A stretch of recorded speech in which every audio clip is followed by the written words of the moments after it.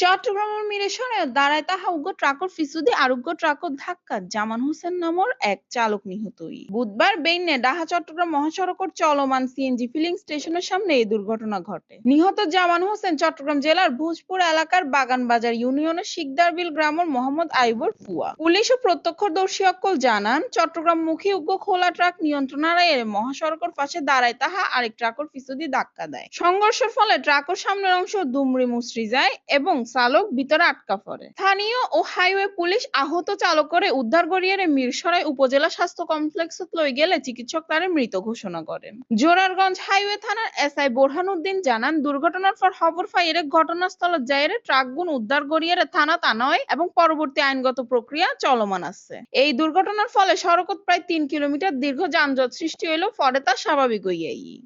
মিরসরাই প্রতিনিধি কোমল পাটোয়ারির পাঠানো তথ্যে সিএনটিভি নিউজ চট্টগ্রাম।